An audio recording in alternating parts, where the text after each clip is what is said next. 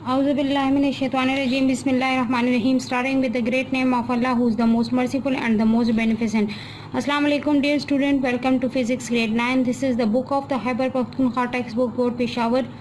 Unit number 3, Dynamics, and our today's topic is example number 3.1, Forces on the sports ball. What force is required to produce an acceleration of the 6 meter per second in a cricket ball of the mass mc is equal to 0.16 kg and metal ball for women shot put game with the mass of the ms 4 kg. दो masses given है, एक मास of the cricket ball है, एक मास of the shot put game ball है. जो हमारे पास वो जो आयरन बॉल होता है, मेटल बॉल होता है, और उसको पुट करते हैं हम, शॉट उससे पुट करते हैं, और एक्सेलरेशन वहाँ पर उन्होंने मेंशन की है, दैट इज़ 6 मीटर पर सेकेंड. फाइंड हमने क्या करना है, वो स्टार्ट ऑफ द स्टेटमेंट में आप लोगों को बता दिया गया है कि व्हाट फोर्स इज़ रिक्वायर्ड, कितनी फोर्स रिक्वायर्ड होगी अगर हम दोनों बॉल को इस एक्सेलरेशन के साथ फेंकेंगे. एक का मास 0.16 kg है, दूसरे का मास हमारे पास है दैट इज़ 4 kg. तो वो हमारे पास दोनों पर कितनी force, amount of the force required होगी. तो यहाँ पर हमारे पास गिवन में आ जाएगा, गिवन में हमारे पास आ जाएगा example number 3.1 mass of the cricket ball. Given में आ जाएगा mass of the cricket ball 0.16 kg, mass of the metal ball ms is equal to 4 kg. Find हमने क्या करना है, forces, force on the cricket ball and force on the metal ball हमने क्या करना है, फाइंड करना है. फार्मूला प्लस सोल्यूशन में हमारे पास आ जाएगा. If you remember Newton second law of motion में हमने इक्वेशन प्रूफ की थी, that is F is equal to ma. उसी इक्वेशन को हम यूज़ करेंगे तो हमारे पास फोर्स जो है वो आ जाएगा FC is equal to MC into a. MC means mass of the cricket ball. तो उसके लिए जो हम फोर्स फाइंड कर रहे हैं उसको भी हमने FC से रिप्रेजेंट कर दिया है. मास ऑफ द क्रिकेट बॉल हमारे पास है 0.16 kg, मल्टीप्लाई कर लेंगे इसको एक्सेलरेशन के साथ. एक्सेलरेशन यहाँ पर हमारे पास आ जाएगा, तो मास हमारे पास जो एक्सेलरेशन यहाँ पर हमारे पास है, acceleration that is equal for the both ball, वो हमारे पास है 6.00 मीटर पर सेकेंड स्क्वायर के बराबर है. तो मास of the cricket ball that is 0.16 kg, उसके साथ हम एक्सेलरेशन को मल्टीप्लाई कर लेंगे तो हमारे पास फोर्स इन द न्यूटन आ जाएगा. किलोग्राम मीटर पर second square is equal to newton. तो हमारे पास यूनिट इसका न्यूटन आ जाएगा. सेम इसी तरह से हम शॉर्ट पुट बॉल के लिए भी करेंगे. मास 4 kg है, एक्सेलरेशन वही 6 मीटर पर सेकेंड है, दोनों को मल्टीप्लाई कर लेंगे, हमारे पास फोर्स जो है वो इन द न्यूटन हमारे पास आ जाएगी. नेक्स्ट हमारे पास है असाइनमेंट नंबर 3.1. हमारे पास असाइनमेंट नंबर 3.1 की स्टेटमेंट है कि find the acceleration produce in engine force of 3500 Newton in car of mass 600 kg and truck of mass 2400 kg. कि आप लोगों के पास एक्सेलरेशन आप लोगों ने फाइंड करना है. इंजन फोर्स हमारे पास है 3500 न्यूटन दोनों पे, मास एक का है 600 kg और दूसरे का मास हमारे पास है 2400 kg. अब यहाँ पर हमारे पास इस केस में हमने क्या फाइंड करना है, इस केस में हमने एक्सेलरेशन फाइंड करनी है. Acceleration for the car and acceleration for the truck, दोनों के लिए हमने सेपरेट सेपरेट एक्सेलरेशन फाइंड करनी है. तो गिवन में हमारे पास आ जाएगा mass of the car that is 600 kg और मास of the truck that is 2400 kilogram. ठीक है, हमारे पास फोर्स जो है वो दोनों के लिए है 3500 न्यूटन. फाइंड हमने क्या करना है, एक्सेलरेशन को हमने फाइंड करना है.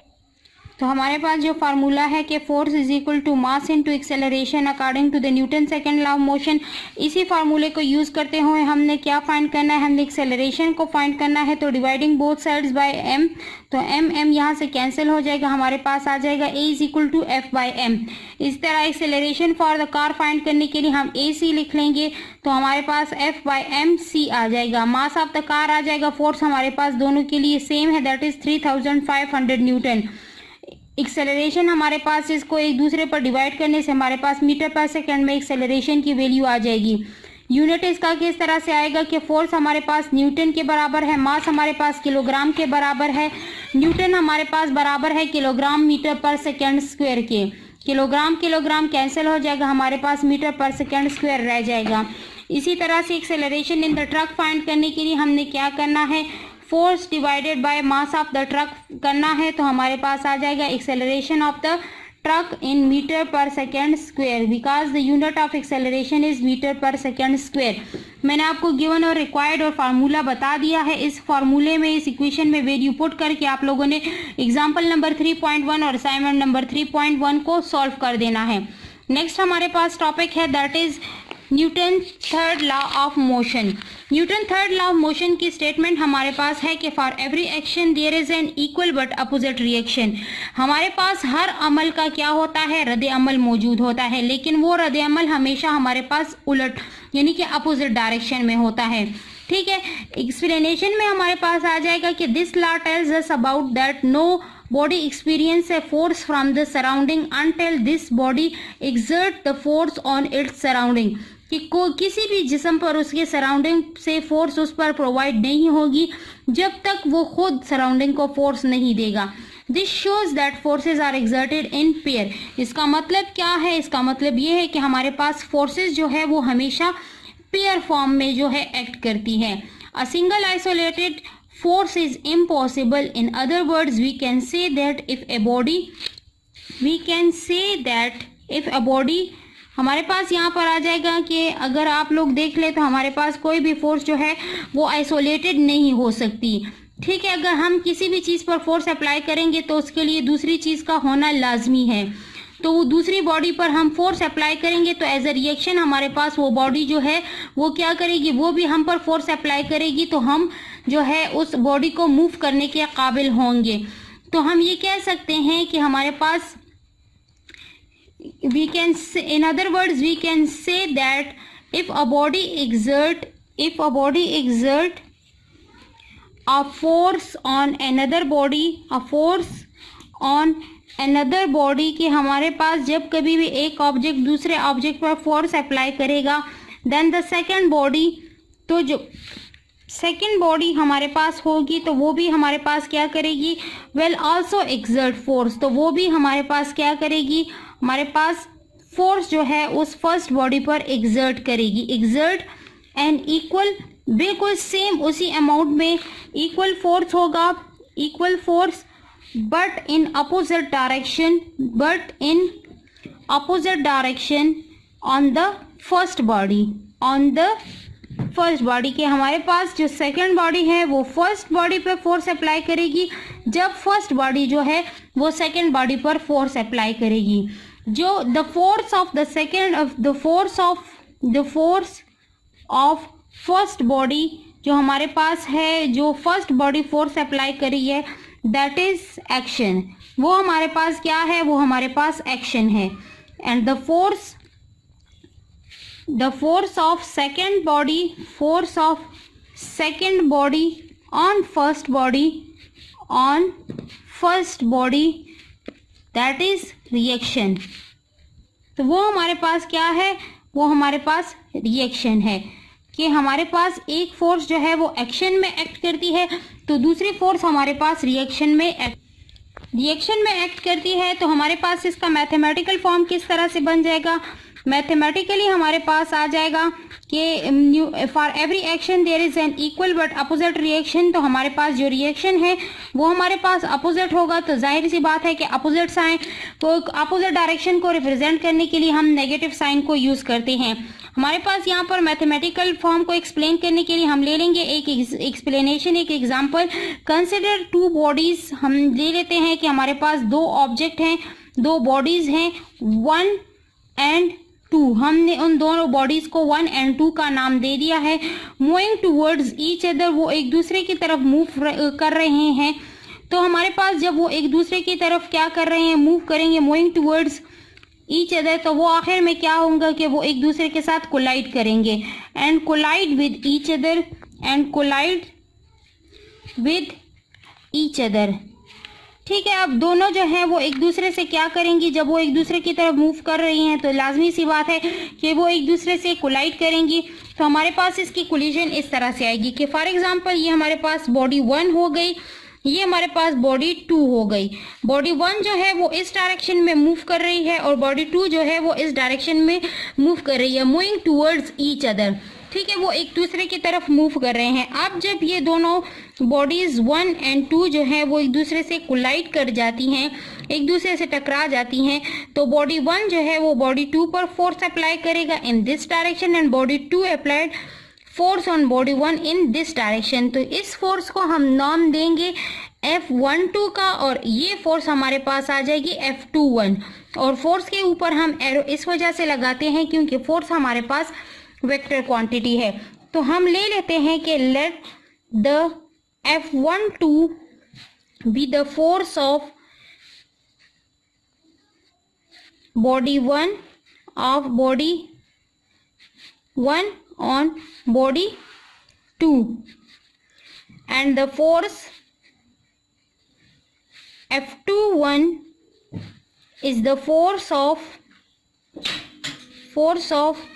body 2 on body 1। ठीक है, ये हमारे पास इस तरह से हो जाएगा कि अगर हमारे पास बॉडी 1 जो है वो बॉडी 2 पर फोर्स अप्लाई कर रही है तो बॉडी 2 भी बॉडी 1 पर फोर्स अप्लाई करेंगी। तो उसी के अकॉर्डिंग हमारे पास इस स्टेटमेंट के according for every action there is an equal but opposite reaction, तो वो हमारे पास फोर्स आ जाएगी F12 is equal to minus F21। दो ये हमारे पास अब अपोजिट डायरेक्शन में आ जाएगी। ठीक है, तो ये हमारे पास हो गया equation. This equation represent the Newton third law of motion. हमारे पास Newton third law of motion से हमें ये पता चल गया है कि हमारे पास एक्शन और रिएक्शन जो है वो हमारे पास अपोजिट डायरेक्शन में एक्ट करती हैं, same amount of the forces होती हैं।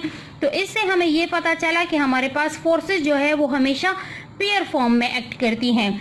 एग्जाम्पल में हम इसके ले लेंगे कि हमारे पास एग्जाम्पल में आ जाता है, जनरली अगर हम देख लें तो हमारे पास बर्ड्स जो हैं वो फ्लाई करती हैं तो वो अपने विंग्स की मदद से फ्लैप करती हैं एयर को इन backward direction. In reaction the air pushes the bird in forward direction. तो हमारे पास वो बर्ड क्या करता है, वो फ्लाई कर लेता है आसानी से। एक एग्जाम्पल हमारे पास यहाँ पर हम ले लेते हैं कि when a book is lying on the table is lying on the table कि हमारे पास एक बुक जो है वो टेबल पर पड़ी हुई है। Book is lying on the table, it's weight, इसका वेट जो है वो हमारे पास, इफ़ यू रिमेंबर हमने लेक्चर में पढ़ा था normal force and weight, it's weight W is acting downward, क्योंकि हमारे पास हमेशा वेट जो है वो डाउनवर्ड ही एक्ट करेगा, डाउनवर्ड। ठीक है, इन डाउनवर्ड डायरेक्शन। तो हमारे पास यहाँ पर आ जाएगा कि अब रिएक्शन में हमारे पास क्या होगा, विच इज एक्शन। ये तो ये हमारे पास हो गया एक्शन। ठीक है, which is action. While table exert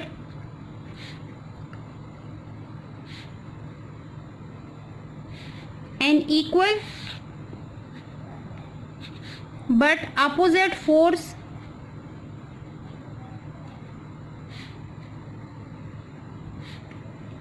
R हमारे पास क्या है, reaction force on the book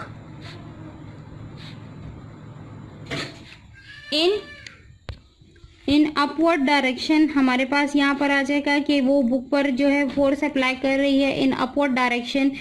तो हमारे पास विच इज रिएक्शन, तो वो हमारे पास क्या हो जाएगी, वो हमारे पास रिएक्शन हो जाएगी, that is reaction. As a result हमारे पास रिजल्ट के तो which is reaction, as a result the book remain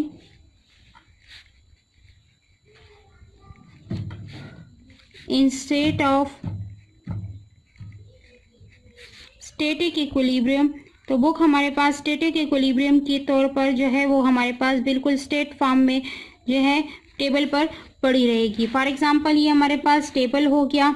ठीक है, यहाँ पर हमने रख दी है एक बुक। ठीक है, जब बुक हमारे पास यहाँ पर पड़ी हुई है तो अगर आप लोग देख लेना तो बुक जो है that is on the table, तो हमारे पास इसका वेट कहाँ पर एक्ट कर रहा है, इसका वेट हमारे पास डाउनवर्ड एक्ट करता है। और नॉर्मल रिएक्शन फोर्स जो हमारे पास वेट को बैलेंस करती है वो हमेशा हमारे पास अपवर्ड एक्ट करती है। तो these action and the reaction forces हमारे पास क्या करती हैं, एक दूसरे को बैलेंस रखती हैं। तो हमारे पास क्या होता है कि as a result book table पर स्टेटिक पोजीशन में पड़ा रहता है। बुक पेज नंबर 66 में आप लोगों के पास Newton third law of motion है। स्टेटमेंट हमारे पास इसकी है कि when a body exert a force on the second object exert a force of the same magnitude and opposite direction on the first object. When object A exert the force on the object B, written as FAB, the object B will also exert a force on the object A, written as FBA, but in opposite direction. FAB is equal to minus FBA. Opposite direction है तो opposite direction को हम negative sign से represent करते हैं। Forces हमारे पास same magnitude की होंगी लेकिन डायरेक्शन हमारे पास क्या होगा, अपोजिट होगा। Here the negative sign shows that the force FBA is opposite to the force FAB। Negative sign हमारे पास क्या शो कर रहा है कि हमारे पास फोर्स FBA जो है, जो सेकेंड बॉडी का फोर्स है ऑन द फर्स्ट बॉडी, वो हमारे पास अपोजिट डायरेक्शन में है। When a football is kicked, the foot exert the force FAB on the football. As a reaction, the football exert an equal and opposite force FBA on the foot. हमारे पास football जो है, अगर हम football को kick देते हैं तो football हमारे पास क्या करता है, आगे की तरफ मूव करता है। एज ए रिजल्ट फुटबॉल हमारे फुट पर जो है वो रिएक्शन फोर्स अप्लाई करता है तो हमारा फुट जो है वो बैकवर्ड डायरेक्शन की तरफ मूव करता है। तो football exert the force on the foot is FBA and the foot exert the force on the football is FAB. FAB is equal to minus FBA. The force of A on B is equal in magnitude and opposite in direction of the force of B on A। हमारे पास action और reaction जो है वो same in magnitude इस वजह से है कि अगर इसमें A की मैग्नीट्यूड जो है वो फोर्स की ज़्यादा हो जाएगी, फोर्स की मिकदार ज़्यादा हो जाएगी, तो वो फिर क्या होगा कि वो हमारे पास बैलेंस फॉर्म में एक्ट नहीं कर पाएंगे। इसी वजह से हमारे पास दोनों फोर्सेस जो है उनकी मैग्नीट्यूड सेम होती है। और direction is shown in the figure, आप लोगों को नजर आ रहा होगा कि डायरेक्शन इनकी अपोजिट है। Sir Isaac Newton described these two forces and action and reaction pair. To every action there is an equal and opposite reaction. Action reaction cannot neutralize each other because they act in the on different bodies. Action on the one body and reaction on another body. एक दूसरे के effect को ये cancel भी नहीं कर सकते क्योंकि एक्शन एक बॉडी पे अप्लाई हो रहा होता है और रिएक्शन जो है वो दूसरी बॉडी पर अप्लाई हो रहा होता है। इस वजह से ये एक दूसरे को न्यूट्रलाइज भी नहीं कर सकते। फॉर एग्जाम्पल, अगर आप किसी को बिला वजह, किसी की बात के बगैर, किसी वजह के बगैर आप किसी को थप्पड़ लगाएंगे तो एज ए रिएक्शन वो भी आप लोगों को थप्पड़ लगाएगा। लेकिन अगर उसका रिएक्शन बहुत ज़्यादा शदीद हुआ तो लाजमी सी बात है वो एक के बजाय शायद आपको 2 थप्पड़ भी लगा सकता है। ठीक है। We can feel reaction when we push against the edge of a table action. Our hand shape is changes. This shows that the force is being exerted on it, that is reaction. हम जब table पर force apply कर रहे होते हैं तो हम इस तरह से अप्लाई कर रहे होते हैं। ठीक है। जब हम ज़्यादा फोर्स अप्लाई करते हैं तो हमारे हाथ की शेप इस तरह से हो जाती है।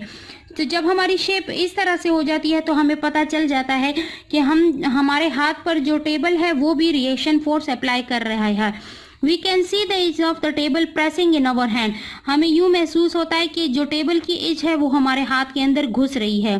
The harder we push the desk, the harder desk pushes back. जितना हम तेजी के साथ उस डेस्क को, इस मेज को पुश करेंगे तो उतनी तेजी के साथ वो हमें भी पुश करेगा। We can feel only forces exerted on us.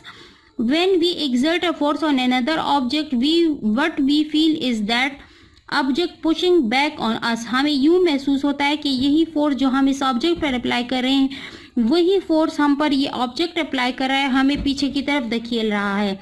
Figure 3.6 action and reaction आप लोगों को शो किया गया है कि एक जेट प्लेन, एक जेट तैयारा जो होता है, इजेक्ट गैसेस, वो गैसेस को क्या करता है, इजेक्ट करता है at high speed as an action. As a action इससे गैसेस जो है वो निकल रही होती है हाई स्पीड के साथ। And air as a reaction apply force on the plane to make it move forward. और रिएक्शन के तौर पर जो है वो प्लेन पर एयर जो है वो फॉरवर्ड डायरेक्शन में एक्ट कर रही होती है, वो उसको क्या करती है, आगे की तरफ मूव करने के काबिल बनाती है। ठीक है। आप लोगों को एक एक्टिविटी दिखाई गई है कि tie one end of the string to a chair, thread the other end of the string to through a straw. एक स्ट्रा से जो है वो धागे को गुजारे और इसको जो है वो बांध दे, एक एंड को चेयर से बांध दे, दूसरे को इसको किसी और चीज के साथ बांध दे। ठीक है। तो अब आप एक बैलून को ब्लो करें, उसको हवा से भर दें, put but don't tie it, उसको टाई ना करें। Pinch the end of the balloon and tape the balloon to the straw as shown in the figure. और जो स्ट्रा है उसके साथ बैलून को इस तरह से चिपका दें जिस तरह से फिगर में शो किया गया है, और इसको यहाँ से पिंच कर दें, इसको पकड़े रखें। ठीक है। इस एंड को टाई नहीं करना। You are ready to launch, you go and watch your balloon rocket fly. तो आपको एक्शन और रिएक्शन फोर्सेस जो है वो आराम से आसानी से मालूम हो जाएगी कि हमारे पास एक्शन और रिएक्शन फोर्सेस कहाँ पर एक्ट कर रही हैं। सीखने और पढ़ने का अमल जारी रखिए और सीखने और जानने के लिए वीडियो को बार बार रिप्ले कीजिए। Thank you so much. Stay blessed and अल्लाह हाफिज़।